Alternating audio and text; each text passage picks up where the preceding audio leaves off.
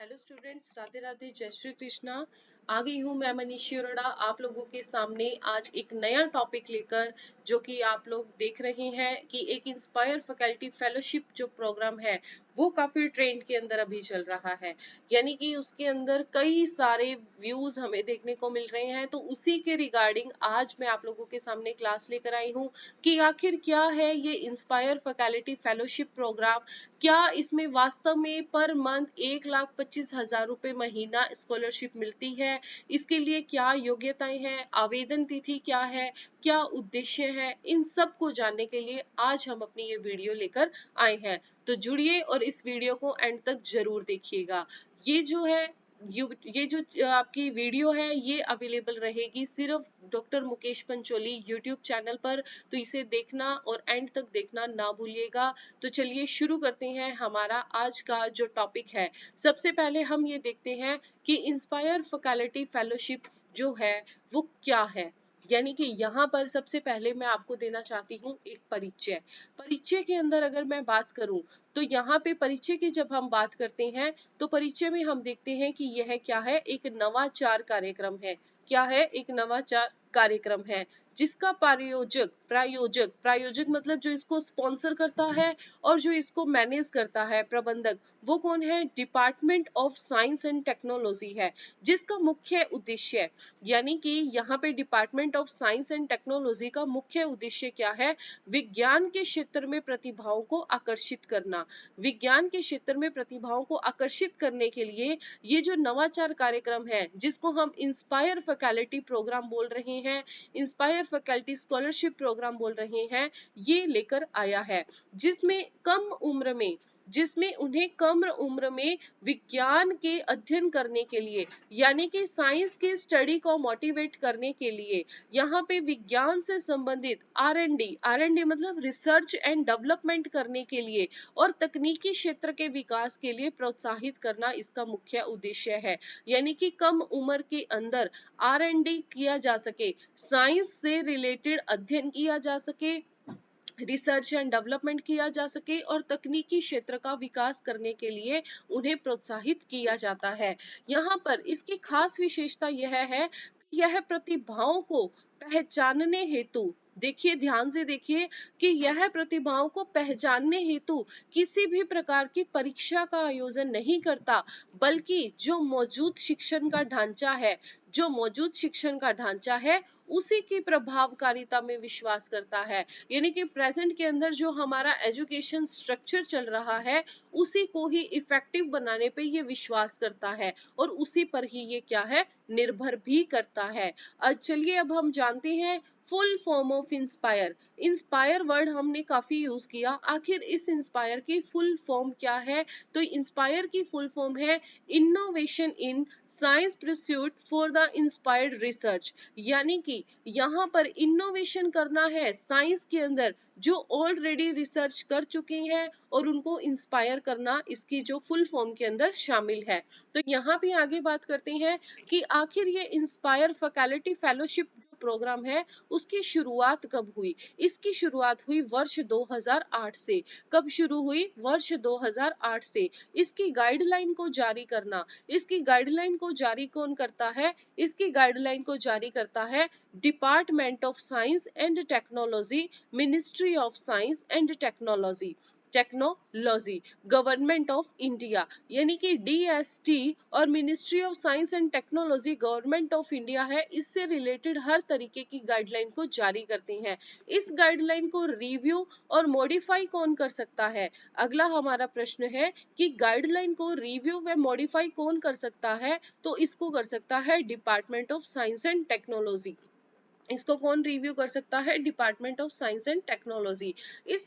इस योजना के उद्देश्य क्या है? इस योजना के उद्देश्य है कि उपलब्धि हासिल युवाओं की स्वतंत्र वैज्ञानिक प्रोफाइल विकसित की जा सके।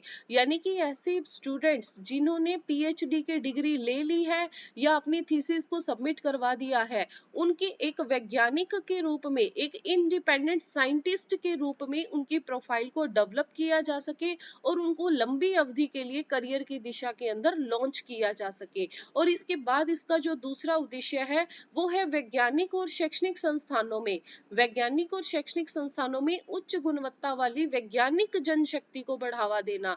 यानी कि हमारे केंद्रीय और राज्य विश्वविद्यालयों के अंदर ऐसे हमारी ह्यूमन पावर को, हमारी मैन पावर को इस साइंटिफिक तरीके से तैयार करके उनको वहां पे काम पे लगाना, ताकि हम क्या कर सके, हमारे वैज्ञानिक और शैक्षणिक संस्थानों की गुणवत्ता में उच्चता ला सके। उसके बाद इसके उद्देश्य की बात करें तो यह क्या है, पोस्ट डॉक्टरल फेलोशिप है।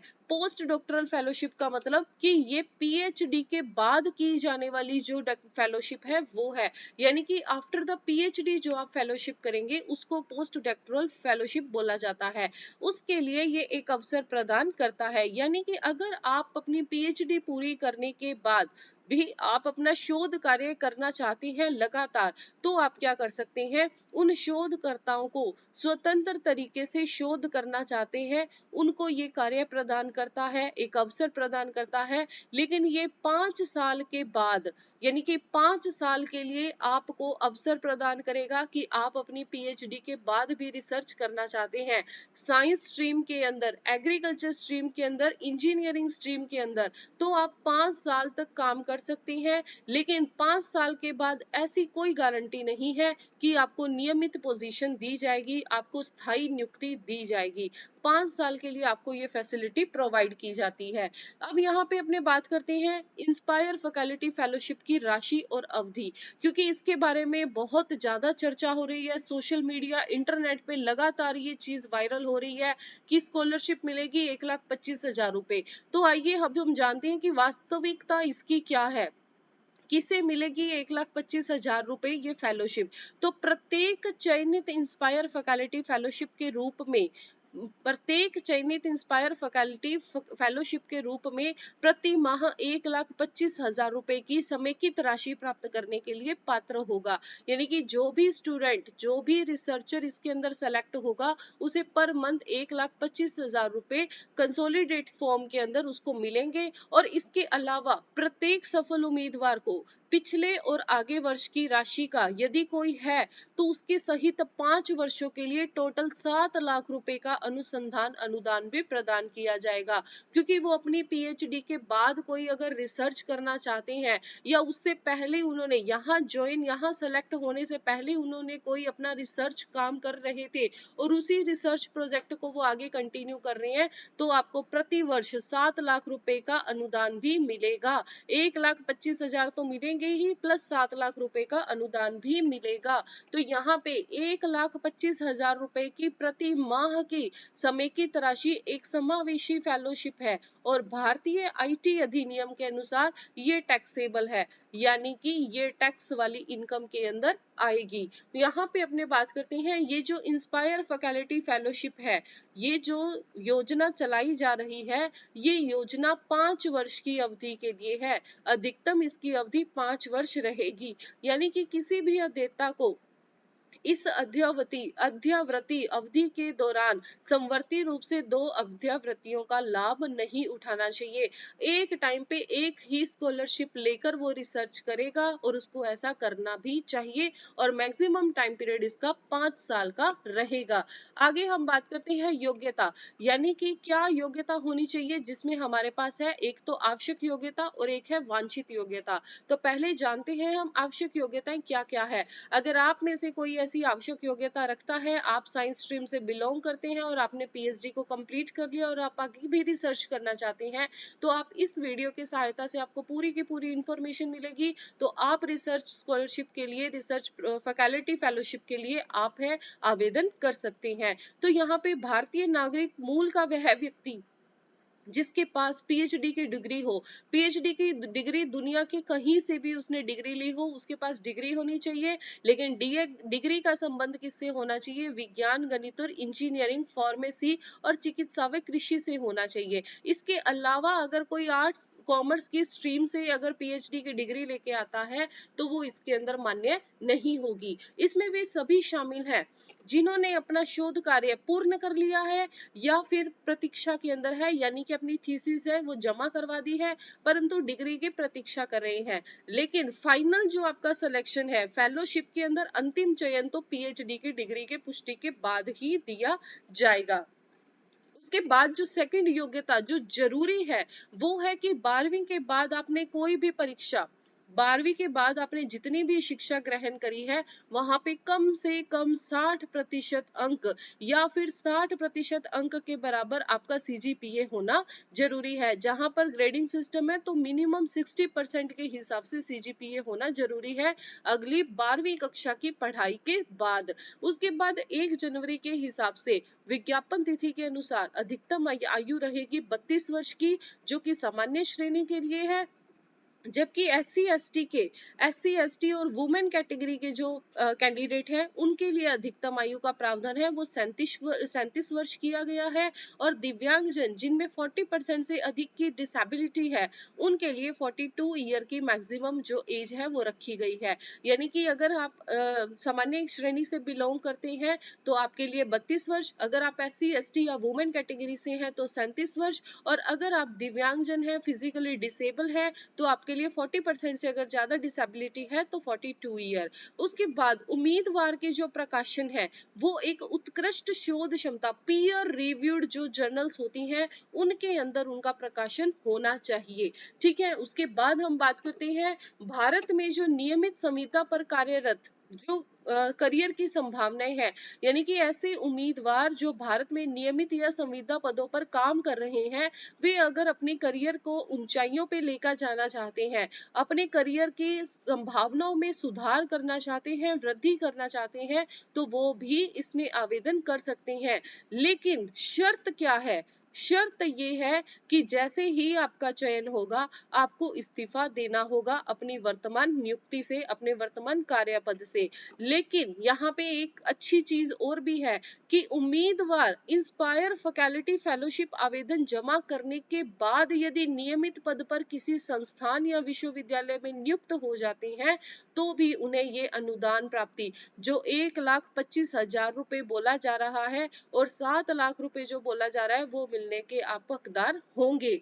ठीक है, उसके बाद वांछित योग्यता की डिजायर्ड जो मानी जाती है वो क्या है, यानी कि वो तो बिल्कुल असेंशियल है और ये डिजायर आपकी क्वालिफिकेशन है। यहाँ पे कक्षा 12 की परीक्षा में टॉप परसेंट और 1% के भीतर के जो उम्मीदवार है, यानी कि जिन्होंने टॉप किया है, टॉप में 1% जो कैंडिडेट है वो, आईआईटी के जो 1% होल्डर है, जेई के रैंक होल्डर है, जो फर्स्ट रैंक होल्डर है स्नातक या स्नातकोत्तर की परीक्षाओं में, उनको इसके अंदर जो है वो प्रवेश दिया जाएगा। ये वांछित योग्यता है, यानी कि मेरिट में उनको अलग से इंक्लूड प्रेफरेंस है वो दी जा सकती है।